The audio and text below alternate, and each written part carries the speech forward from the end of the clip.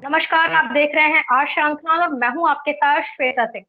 अडानी का विषय इस वक्त भारत में चर्चा का विषय बना हुआ है कि अडानी के द्वारा लोगों के जो पैसे लगे हुए हैं अडानी बिजनेस में, अडानी ग्रुप में, उन पैसों का क्या होगा, क्या चीजें हो सकती है या क्या नहीं, सरकमस्टांसेस क्या क्या बन रहे हैं। आज इसी विषय को लेकर हमारे साथ खास चर्चा में मौजूद है संजीव चड्ढा जी, जो कि बैंकर है 3 डिकेड से ज्यादा, और आपको बता दें कि एमबीए है, फाइनेंस एंड इंटरनेशनल बिजनेस में इनकी अच्छी पकड़ है।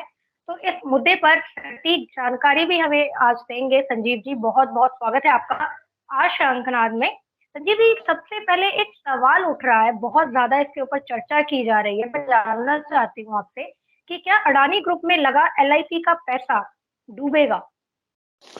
देखिए, सबसे पहली बात है कि एलआईसी में जो एलआईसी ने इनिशियल इन्वेस्टमेंट की थी, वो की थी 30,474 करोड़।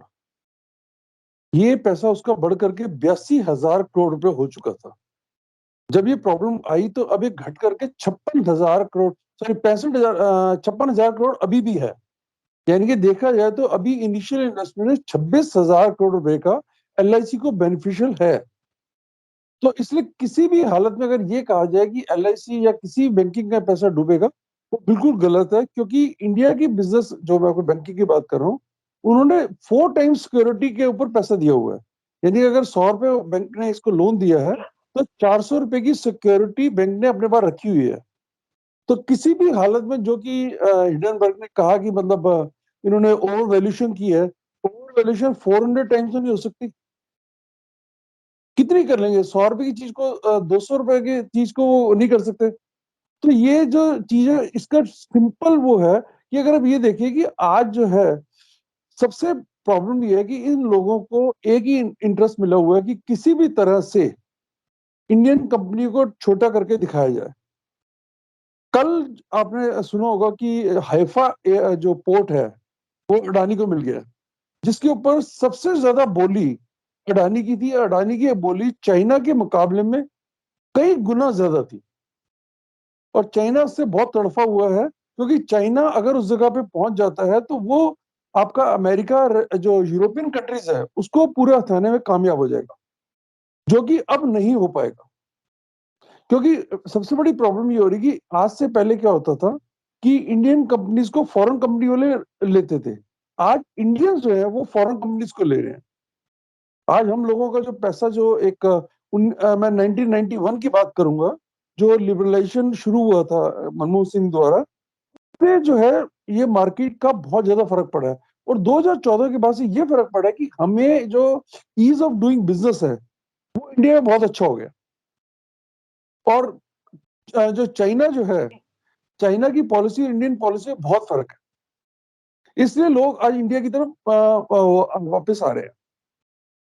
तो आप ये समझ के चलिए, मैं आपको एश्योरेंस लोगों को मिलनी चाहिए कि किसी भी तरीके से एलआईसी का पैसा। और एक और बड़ी मतलब आपको बता दूं, एलआईसी की जो इन्वेस्टमेंट है, वो 0.83% है। उनका टोटल मार्केट कैप है 41.66 लाख करोड़, जिसमें इसके ऊपर इन्वेस्टमेंट है 30,000, यानी 41.66 में 30 कम कर दिए तो 41.36 करोड़ की इन्वेस्टमेंट है। और ये ऑपोजिशन का एक एजेंडा, मैं बता रहा हूँ, मुझे हैरानी होती है इस बात को देख करके कि ऑपोजिशन वाले यही सोच रहे कि लोगों को एलआईसी की जो पैसा लगा हुआ है, और जिन लोगों ने पैसा लगा रखे उनकी क्या हालत होगी अगर जिस तरह से ये लोग कर रहे हैं कि एलआईसी डूब जाएगी, स्टेट बैंक डूब जाएगा, ये डूब जाएगा, वो डूब जाएगा। ये ऐसा कुछ नहीं होगा। और दूसरी बात एक और मैं बताता हूँ कि मोदी जी के आने के बाद जो एलआईसी का जो 84% पहले शेयर मार्केट में, वो गवर्नमेंट, सॉरी 79% जो गवर्नमेंट सिक्योरिटी में लगता था, अब वो बढ़ा करके 84% कर दिया गया। तो वो एलआईसी के पैसे का मार्केट एक्सपोजर भी रिड्यूस कर रहे हैं। तो इससे मतलब अगर मार्केट में वो लोग एक्सपोजर नहीं करेंगे, तो कहां से पैसा हमें अर्न करके देंगे?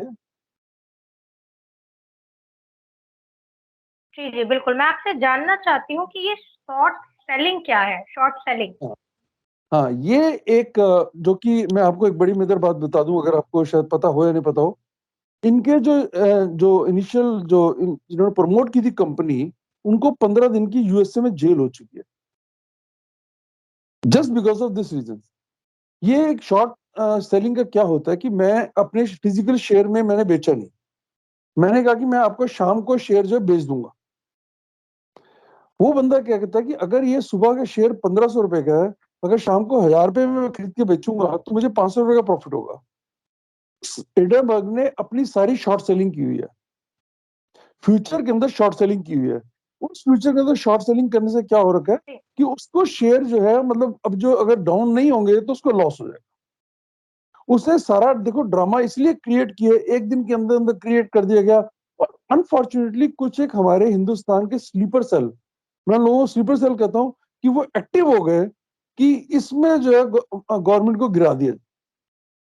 आप एक चीज देखिए, मैं आपको बड़ी आपको अगर आप क्रोनोलॉजी देखेंगे, हर पार्लियामेंट सेशन शुरू होने से पहले राफेल, पेगासस, बीबीसी डॉक्यूमेंट्री और ये क्या कहते हैं ये अडानी, ये सारी चीजें क्यों उठती हैं? हर पार्लियामेंट सेशन को वॉश आउट करने का एक एजेंडा बना हुआ है अपोजिशन का, क्योंकि पार्लियामेंट के अंदर 100% से ऊपर अगर काम हो रहा है तो ये उनके लिए बहुत गलत है, कहीं ना कहीं रिफॉर्म्स को डीरेल करने का प्रोसेस है। जी, बिल्कुल। मैं आपसे देखिए जानना चाहती हूँ संजीव जी कि जिस तरीके से अडानी ग्रुप को लेकर, अडानी को लेकर अटैक किया जा रहा है, तो ये अटैक अडानी पर है या फिर भारत पर? बहुत अच्छा क्वेश्चन है आपका। देखिए, सबसे पहली बात है कि उनको अपनी किसी भी एक कंपनी को उनको पकड़ना होता है। ये कोई अडानी नहीं, अंबानी नहीं। इससे पहले अंबानी को भी कलकत्ता के कुछ इन्वेस्टर्स ने, ब्रोकर्स ने, दलालों ने पकड़ा था, लेकिन वो अडानी अंबानी जो उनका पैसा बहुत था उन्होंने उसमें से बाहर आ गए। ठीक इसी तरह से अडानी को इस बार टारगेट किया गया, क्योंकि रीजन ये कि टारगेट अडानी नहीं है, टारगेट इंडिया है, टारगेट मोदी है, टारगेट रशिया यूक्रेन वॉर है। अब आप ये कहेंगे रशिया यूक्रेन वॉर का इससे क्या लेना देना? अगर अडानी को टारगेट होता है रशिया यूक्रेन वॉर का क्या लेना देना? देखिए मैम, बात यह है कि रशिया यूक्रेन वॉर में अमेरिका पूरा चाहता था कि इंडिया उनका साथ दे, वो रशिया का साथ ना दे। इंडिया ने रशिया का साथ ना दे करके अपना वहां पेट्रोल हमें सस्ता मिल रहा है, हर चीज हिंदुस्तान के लोगों को बेनिफिट मिल रही है। सेकेंडली, हमारी उनकी जो मॉडर्ना और ये फाइजर की जो मेडिसिन है, इनकी वर्ल्ड के अंदर बेइज्जती हो रही है।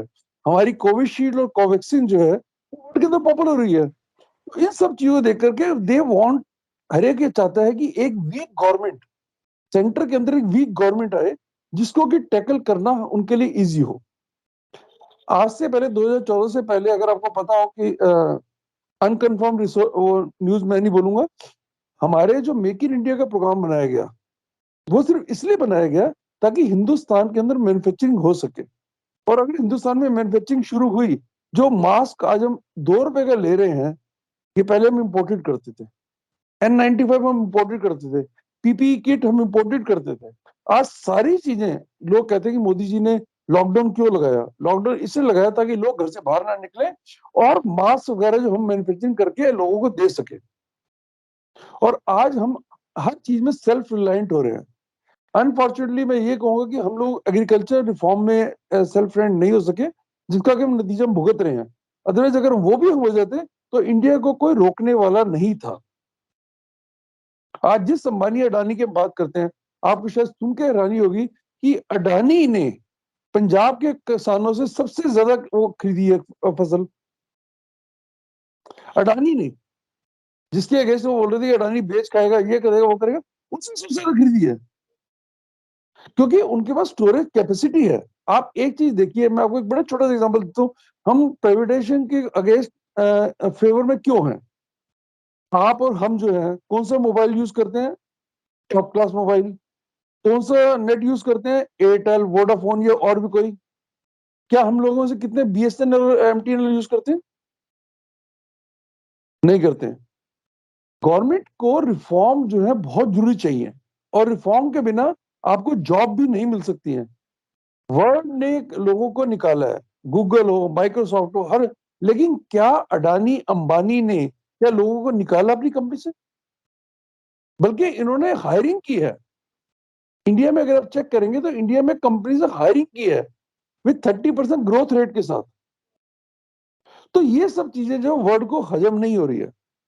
अगर आज चाइना कहता है कि मतलब इंडिया की ग्रोथ रेट 6% से ऊपर जाएगी, और उसकी 5% से नीचे रहेगी, तो व्हाट डज इट मीन? इसका मतलब क्या है? इसका मतलब यही है कि चाइना को भी पता है कि इंडिया की पॉपुलैरिटी, इंडिया का जो काम है वो बहुत स्ट्रांग हो रहा है।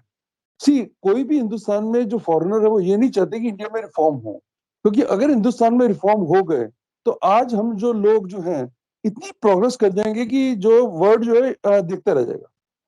मोदी जी पहले प्राइम मिनिस्टर है जिन्होंने ये कहा कि 140 करोड़ की पॉपुलेशन जो है मिले असेट्स है, क्योंकि ये लोग काम करें, ये लेबर के काम करें। अनफॉर्चुनेटली यहाँ पे फ्री भी है, ये चीजों की वजह से थोड़ा सा हमारा रिफॉर्म लेट हो रहा है। अदरवाइज इंडिया एक बहुत अच्छी कंट्री आगे आने वाले टाइम पे बन रहा है, जहां पे फॉरेन इन्वेस्टमेंट बहुत ज्यादा होगी। और दूसरी बात है कि फॉरेन इन्वेस्टमेंट के बिना आप कुछ नहीं कर सकते। आपको डेवलपिंग कंट्री से डेवलप कंट्री बनने में आपको फॉरेन उसमें चाहिए चाहिए। आज ये देखिए, एप्पल इंडिया में आ गया, सैमसंग इंडिया में आ गया, सारी कंपनी इंडिया में आ गई। उससे आपका सबसे बड़ी बात है कि इंडिया का डॉलर जो है, जो इंपोर्ट में लगता था वो खत्म हो गया। सेकेंडली, इंडिया ने जो ईरान से, रशिया से, इनसे एग्रीमेंट कर लिया इंडियन रुपी में ट्रेड करने के लिए, जिसको हम एक नॉर्मल भाषा में एस्क्रो अकाउंट कहते हैं। उससे क्या होगा कि जो भी ये ट्रेड करेंगे, जितना भी ट्रेड करेंगे, हमें इंडियन रुपीज में पेमेंट करनी है, हमें डॉलर में पेमेंट नहीं करनी है।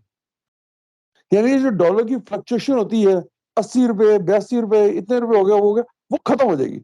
हमें इंडियन रुपीज में पेमेंट करनी है कि मुझे 10 रुपए की चीज है तो 10 रुपए पे करने हैं, मुझे $1 पे नहीं करना है। अगर कोई भी चीज डॉलर में पे करनी हो तो $1 या $2 या $10 पे करना है। उस $10 का जिस दिन मैं पेमेंट करूंगा उसका क्या रेट है वो फर्क होता है। तो ये जो $1 के ऊपर डिपेंडेंसी है, वर्ल्ड की डिपेंडेंसी है, वो मोदी जी खत्म कर रहे हैं। ये ऑलरेडी 35 कंट्रीज से ज्यादा इंडिया का एग्रीमेंट होने जा रहा है।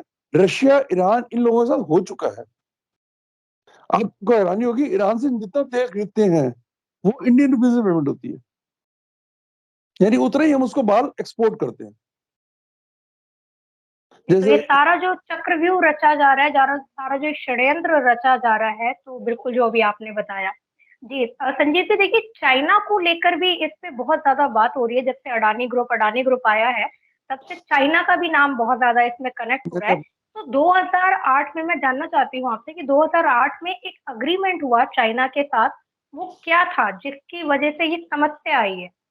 मैं वही आपको बताना चाह रहा हूँ कि 2008 का जो एग्रीमेंट है, जो कि अनकन्फर्म्ड है, क्योंकि उसके बाद ही सारे जी। चेंजेस हुए, कि इंडिया के जो, आपको एक छोटी सी चीज बता दूं, आपका टॉयज मैन्युफैक्चरिंग, सबसे छोटी चीज है, बच्चों के खेलने के वो, आपकी मोमबत्ती, आपके दिए जलने वाले, ये सारी चीजें में इंपोर्ट कर रहे थे चाइना से। और India was a trading community. जैसे ऑयल लगाते थे 35-45, यानी कि एक होता है जिसको हम कहते हैं एंटी डंपिंग। डंपिंग जो चीज होती है, क्या होता है कि जैसे मेरे घर में कोई चीज नहीं बिक रही, या मेरे घर में फालतू की चीज पड़ी है, तो मैं क्या करता हूँ, अपने जो काम करने वाले आती है उनको पकड़ा देता हूँ, यार तुम ले जाओ, ताकि मेरे घर की सफाई हो जाए। चाइना ने क्या किया था कि चाइना के पास जितना माल बन रहा था, वो चाइना किसी को यूज करने के लिए उसने क्या किया, इंडिया के साथ एग्रीमेंट किया कि भाई मुझे सारा सारा आप अपनी मैन्युफैक्चरिंग बंद कर दो, और जितना माल है मेरे से ले जाओ, मैं आपको सस्ता माल दूंगा। इंडिया को लालच ये हो गया कि अगर हिंदुस्तान में, अगर इन्फ्लेशन रेट, अगर मान लीजिए कोई भी चीज हिंदुस्तान में बनती है, उसकी कॉस्ट 50 रुपए है, और मुझे बाहर से चीज वो 20 रुपए की मिल रही है, और मैं उसको 30 रुपए की बेच रहा हूँ, तो मुझे भी प्रॉफिट है और मेरी इन्फ्लेशन रेट भी डाउन होगा। लेकिन उसका नुकसान क्या होगा कि हमारा यहाँ पे जो लोकल मैन्युफैक्चरिंग है वो खत्म हो जाएगी। तो उसका सबसे बड़ा नुकसान जो है चाइना ने हमें मारा है। ये 2014 में आगे मोदी जी, आपको शायद मैं हैरान कर देने वाली बात करता हूँ, आपके पटाखे बंद हो गए अमेरिका से इंपोर्ट होने के, जिसका टोटल कॉस्ट है 75,000 करोड़, 75,000 लाख करोड़ रुपीज का पटाखे आते थे हमारे। आपके पंखे, जो घरों में पंखे, सीलिंग फैन है, वो चाइना के थे, वो बंद हो गए इस साल से। यानी कि मोदी जी ने धीरे धीरे आके हमारा जितना भी फॉरेन कंट्री से इंपोर्टेड, स्पेशली फ्रॉम चाइना, वो बंद कर दिया। क्योंकि चाइना से क्या था कि चाइना वाले, देखो एक बात सुनिए, राहुल गांधी, ऐसा क्या प्रॉब्लम होगी जब डोकलाम में लड़ाई हो रही है तो वो चाइनीज एम्बेसी में जाके बात कर रहे हैं? बार बार ये क्यों बोल रहा है कि, कल का मेरा एक, मैं चैनल देख रहा था, उसमें साहब बोल रहे थे, पाकिस्तानी चैनल वाले, कि आप अरुणाचल प्रदेश में चाइना से पिट गए हैं। ये किसकी लैंग्वेज थी? ये राहुल गांधी की लैंग्वेज बोल रहे हैं। तो राहुल गांधी को समझना पड़ेगा कि अगर उसको आगे लाइफ में आगे बढ़ना है तो उसको गाली नहीं देनी है। अडानी अंबानी को गालियां देता है, लेकिन वही अडानी अंबानी राजस्थान में जाके इन्वेस्टमेंट करते हैं, छत्तीसगढ़ में जाके इन्वेस्टमेंट करते हैं। और बड़ी मजेदार बात मैं आपको बताता हूँ कि जब महाराष्ट्र में यूपीए गवर्नमेंट थी, ये जो महाविकास अघाड़ी, उन्होंने सबसे ज्यादा जो अडानी को अपने एयरपोर्ट दिए थे मैनेज करने के लिए। सर देखिए, सबसे बड़ी बात है कि अगर आप ये इकोनॉमी को करना शुरू कर दोगे, आप वर्ल्ड के अंदर धीरे धीरे लीडर बनोगे, जो कि कोई भी नहीं चाह रहा है। अडानी टारगेट नहीं है, वो इंडिया टारगेट है। वो ना एक कंपनी एक एलिगेशन लगाती है, राहुल गांधी सुबह उठता है एलिगेशन लगाता है, शाम को सो जाता है कि जी मोदी जी चोर है, सुप्रीम कोर्ट से माफी मांग ली। टाइम लगा उसके लिए, 1 महीना 2 महीने 3 महीने 6 महीने लगे उसको माफी मांगने। तो वो 6 महीने बहुत होते हैं कि उसको नुकसान करने के लिए। रफेल में चोरी हुई, बोफोर्स की कोई बात नहीं करेगा, रफेल में चोरी होगी, ये चीज चोरी होगी। कब तक आप करते रहेंगे सर? आप किसी दूसरे की सुनो तो सही। अगर आप कह रहे हैं कि मैं चोर हूं, अगर मुझे हैंग करने से पहले मुझे मेरी चोरी सबूत तो साबित करो कि नहीं नहीं मैंने कह दी इसलिए आप चोर है। तो वो जो चीज है, ये इनका एक नैरेटिव है। और दूसरी एक और बात है, हम लोग फॉल्स नैरेटिव यानी कि एक फॉरेन कंट्री के नैरेटिव में बहुत जल्दी फंसते हैं। फॉरेन कंट्री वाले ने किसी ने कह दिया कि ये बंदा गलत है तो ये गलत है, बीबीसी डॉक्यूमेंट्री गलत है, सही है, लेकिन सुप्रीम कोर्ट की रूलिंग गलत है। तो आप ये सोचिए कि हम किस तरफ जा रहे हैं। बिल्कुल, इसी से संबंधित मैं आपसे जानना चाहती हूँ संजीव जी, बिल्कुल आपने जो फॉरेन कंट्री की बात कही कि कोई भी मुँह उठाकर आता है और आरोप लगा देता है। हिडेनबर्ग का आखिर इतिहास क्या है? हिडेनबर्ग में बताया जा रहा है कि सिर्फ 5 ही लोग हैं, इस तरह की चीज़ें भी सामने आ रही हैं, तो इसका इतिहास क्या है? कोई और क्यों कंपनी, यहाँ के लोग इस पे राजनीति कर रहे हैं? अगर आरोप लगाया है, तो वो इसको सच भी मान बैठे हैं। बिल्कुल ठीक बात है, बिल्कुल सही बात है। बात यह है कि मैं वही बता रहा हूँ कि हमें क्या है कि हमें एक मोदी को हराना है, ये ऑपोजिशन का एजेंडा है। अब ये पता चल गया मोदी उनको कि भैया भारत जोड़ो यात्रा वो फेल हो गई, आपके और लोग बात करते वो फेल हो गए, कांग्रेस वो फेल हो गई, बाकी लोकल पार्टीज वो फेल हो गई। कैसे हराया जाए? क्योंकि उन्हें ये डर है कि अगर मोदी को इस बार नहीं हराया 2024 में, तो भारत हिंदू राष्ट्र की तरफ बढ़ जाएगा। और ये उनको सबसे ज्यादा दर्द की बात है कि भारत हिंदू राष्ट्र में अगर एक बार बढ़ गया तो इसको कोई रोक नहीं सकता। आज जब सबको बात करते हैं कि सर आपके पिताजी का नाम क्या था, आपके पिताजी के पिताजी का नाम क्या था, तो वो सब समझ जाते हैं कि हमारे पिताजी का नाम रामलाल था, सबके पिता का नाम कृष्ण पाल था, ये हम उन्हीं की औलाद है। लेकिन ये जब उनको समझ आ जाएगा तो ये वो हिंदुस्तान के अंदर जो आज परेशानी हो रही है। अब ये देखिए, हिंदुस्तान ने डिमोनेटाइजेशन किया, उसका बर्बाद कौन हुआ सबसे ज्यादा? पाकिस्तान। आज पाकिस्तान अपने घर के परमाणु बम बेचने को तैयार बैठा हुआ है। उनको रोटी नहीं मिल रही है, उनको बीमारी में दवाइयां नहीं मिल रही है, पैरासिटामोल जो एक कॉमन सी मेडिसिन है वो उनको नहीं मिल रही है। क्या आप विश्वास करेंगे, पैरासिटामोल जो कि बिल्कुल नॉर्मल सी दवाई है, क्यों? उनका फार्मेसी नहीं है। आज उनकी हालत ये होगी। वहां पे करप्शन जो है, देखो मोदी जी ने आगे कुछ किया हो या ना किया हो, सबसे पहले यहाँ पे करप्शन खत्म की, यहाँ पे लोगों को एनकरेजमेंट दी। आप ये देखिए हमारे यूनिकॉर्न, मैं आपको बताता हूँ एक बड़ी मजेदार आपको चीज बताता हूँ, हमारे यूनिकॉर्न कितने बड़े हैं। हमारे पहले यूनिकॉर्न नहीं होते थे, अब हमारे हर 8 दिन में एक यूनिकॉर्न, मतलब एक साल में 50 यूनिकॉर्न बन रहे हैं। और यूनिकॉर्न का मतलब होता है 100 करोड़ की प्रॉपर्टी वाले, यानी जो नए यंगस्टर लड़के लड़कियां हैं, जो जैसे अगर मैं आपको ले लूं, आपने अपना एक शंखनाद चैनल शुरू किया, आपको चल जाता है कुछ हो जाता है, आपकी वैल्यू जो है वैल्यूशन अगर हम एक टाइम पे 100 करोड़ हो जाएगी तो आप यूनिकॉर्न में आ जाएंगे। तो वो जो एक सिचुएशन क्रिएट की गई है, लोगों को एनकरेजमेंट दिया गया है, 3-3 साल तक पीएफ ईएसआई गवर्नमेंट ने पे किया है, वो इसलिए किया है ताकि यहाँ के लोगों को एनकरेजमेंट मिले, ताकि हिंदुस्तान का टैलेंट हिंदुस्तान से बाहर ना जाए। सबसे बड़ी बात यह है। जी, बिल्कुल, मैं आपसे जानना चाहती हूँ संजीव जी कि एलआईसी और एसबीआई इन दोनों को लेकर एक आम जनता बहुत ज़्यादा परेशान चल रही है, क्योंकि जिस तरीके का माहौल बनाया जा रहा है। तो मैं ये जानना चाहती हूँ कि एलआईसी और एसबीआई की किस कंपनी में कितनी हिस्सेदारी है? बिल्कुल ठीक है। देखिए मैम, एलआईसी का जो टोटल मार्केट कैप है, जो मार्केट में इन्वेस्टमेंट किए हुए, वो है 41.66 लाख करोड़, 41.66 लाख करोड़ रुपया जो उन्होंने इन्वेस्ट किया हुआ है। और उसमें से सिर्फ 30,474 करोड़, यानी कि आप ये समझिए कि इसके बाद भी मार्केट में उनका इन्वेस्टमेंट 41.36 लाख करोड़ रुपया मार्केट में है। स्टेट बैंक का, जो कि उनके कैप का 0.83% है, ठीक उसी तरह से स्टेट बैंक का भी जो हिस्सा है, जो स्टेट बैंक का हिस्सा है। और बड़ी मजेदार बात है कि एक आप, अगर आपने कुछ दिनों पहले अडानी का इंटरव्यू सुना हो, तो अडानी ने साफ बोला था कि मेरी हिंदुस्तान में जो लोन है वो 25% है, मेरे फॉरेन कंट्री में 65% लोन हो गया है। तो क्या हम ये मान के चलें फॉरेन कंट्री के सभी लोग बेवकूफ हैं, हिंदुस्तान में सारे समझदार बसते हैं? आप ये देखो, क्रेडिट रेटिंग फिच एंड दूसरी कंपनी से वो कहना शुरू कर दी कि नहीं, India is doing performing very well और अडानी ग्रुप में आपका पैसा सेफ है।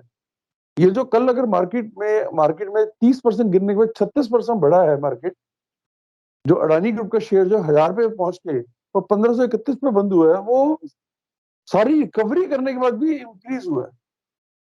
और ये मंडे ट्यूसडे तक देखना कि आपको पूरी पूरी रिकवरी दिखाएगा। अब वो बात ये है कि जब वो एक्चुअली क्या है कि उसको इंडिया ने अमेरिका को क्लियर बोल दिया है कि we don't want any such hanky panky business, क्योंकि ये जो हैंकी पंकी ये यही है ना, आप इल्जाम लगा दो, उसका अपनी शॉर्ट सेलिंग करो और बाहर निकल जाओ। अब खुद मान रहा है कि मैं शॉर्ट सेलर हूँ, हम उस आदमी पर विश्वास कर रहे हैं जो कि खुद मान रहा है कि मैं शॉर्ट सेलर हूँ, मैं शॉर्ट सेलिंग करता हूँ, मैं शॉर्ट सेलिंग में प्रॉफिट कमाता हूँ। और दूसरी बात आपने बोली लोकल की। देखिए मैं आपको एक और चीज बोलता हूँ कि यहाँ पे एक न्यूयॉर्क टाइम्स में, मैं नाम लेके बोल रहा हूँ, न्यूयॉर्क टाइम्स में 1,000 वर्ड्स का आपको एक लेख अगर वो लिख के दो तो आपको कितने पैसे मिलने चाहिए? सिर्फ 1,000 वर्ड, $1,500। यानी अगर आपको 1,000 वर्ड एंटी मोदी के लिखने पड़े तो आपको $1,500 मिलते हैं, यानी कि 1,20,000 रुपए। 1,000 वर्ड क्या होते हैं? 2 पेज नहीं होते। तो जो फॉरेन कंट्रीज का एजेंडा चल रहा है, जिससे हमारे कुछ पत्रकार लोग भी शामिल है, राणा यूब है और भी नाम है, सब पता है, जो ईडी ने राणा यूब को बाहर कंट्री में जाने से रोका था, उसे 10 करोड़ रुपए का फॉरेन कंट्री से डोनेशन लिया है। और बड़ी मदर आगे बात सुनेंगे, उसने वो पैसा जो अपने फादर मदर सबके अकाउंट में ट्रांसफर करके खुद एंजॉय कर रही है। और जब उससे पूछा गया सुप्रीम कोर्ट ने कि सर ये अपने पैसा आप क्यों, कहती सर मेरे पास पैन कार्ड नहीं था।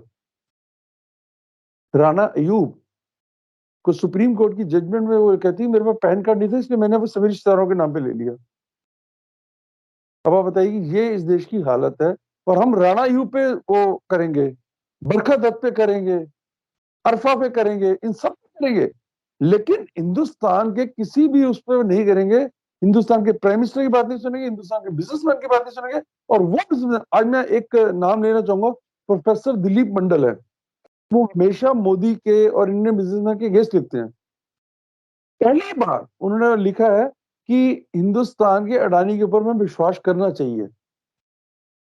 मुझे अच्छा लगा। आप ये देखिए कि एक बात बताइए, जब ओबामा ओसामा को मारा था, क्या वहां पे रिपब्लिकन और उन्होंने क्वेश्चन किया था कि भाई उसकी बॉडी दिखाओ, उसकी ये दिखाओ? लेकिन हिंदुस्तान में क्या होता है, आपने सर्जिकल स्ट्राइक किया तो उसकी वो दिखाओ, इसकी जेपीसी कराओ। मतलब हम लोग अपने आप का टाइम वेस्ट करना चाहते हैं, जो कि उन चीजों पे। एक बात सुनिए, अगर आपने बोला कि, अब दूसरी बात एक बड़ी इंपॉर्टेंट आती है, क्या लोगों का पैसा सेफ है? देखिए इसमें सबसे बड़ी स्टॉक मार्केट की मैं आपको एक बता देता हूँ, छोटी चीज है, buy when all sell, sell when all buy. यानी जब सब लोग खरीद रहे हो तब आप बेचो, जब सब बेच रहे हो आप खरीदो। लेकिन होता ऐसा नहीं है, जब सब बेचते हैं हम बेचते हैं, जब सब खरीदते हैं हम खरीदते हैं। उसकी वजह से हमारे में से कोई भी हमारा आम इंसान प्रॉफिट में नहीं हो पाता। मैं 2 दिन की पहले की बात करूं, मैं एक आदमी के साथ बैठा होता, मैं उसको बोला कि सर इस टाइम पे आप शेयर खरीद लो। कल उसको मुझे फोन आया, कहता भाई साहब आपने बोला मैंने 1,000 रुपए में खरीदा और 1531 का हो गया शेयर। यानी कि एक दिन के अंदर उसको 531 रुपए का पर शेयर में प्रॉफिट हुआ। एक दिन में तो प्रॉफिट 531% तो बहुत ज्यादा होता है। तो ये चीज बड़ी इंपॉर्टेंट है और ये चीज हमें समझनी पड़ेंगी। जी, तो बिल्कुल कि और जो स्टॉक जी, मार्केट में जो लोग भी इन्वेस्टमेंट कर रहे हैं, उनको पता होना चाहिए कि स्टॉक मार्केट में क्रैश भी होता है। ये कोई वो नहीं है। आपको हमेशा, अगर हम ब्लू चिप कंपनीज में इन्वेस्ट करते हैं, मिड कैप में इन्वेस्ट करते हैं, तो आप, अगर आप नई नॉलेज है आपको, तो आप थ्रू म्यूचुअल फंड के जाइए। म्यूचुअल फंड का रूट जो बहुत अच्छा होता है। लोगों को एकदम से चीजों से दूर रहना चाहिए, पर्टिकुलरली जो लोग ये जी, न्यू इन्वेस्टर्स हैं। जी, बिल्कुल, बहुत-बहुत धन्यवाद संजीव जी, आपने बहुत सारी जानकारियाँ दी हैं, जिस तरीके का माहौल बनाया जा रहा है, जिस तरीके से एक विपक्ष की तरफ से एजेंडा चलाया जा रहा है कि पब्लिक का पैसा सेफ होगा या फिर नहीं, इस तरह का जो एक माहौल क्रिएट किया जा रहा है ताकि अडानी को सच में लॉस हो, इसलिए इस तरह का पूरा जो है ये खेल खेला जा रहा है ताकि इंडिया जो है वो डेवलपिंग कंट्री से कभी भी डेवलप्ड कंट्री ना बन पाए, हमेशा डेवलपिंग में ही लगी रहे। तो ये बहुत सारी चीज़ें हैं यहाँ पर जिसको लेकर आपने बड़े-बड़े खुलासे किए हैं। तो एक आम जनता के लिए बहुत सारी इन्फॉर्मेशन आपने दी है कि उनका पैसा सेफ है या फिर नहीं, उन्हें परेशान होने की ज़रूरत है या फिर नहीं। हमारे सभी दर्शकों का भी बहुत-बहुत आभार। आप देखते रहिए आर श्रृंखला। संजीव जी आपका एक बार पुनः बहुत-बहुत आभार। सभी देखते रहिए आर श्रृंखला।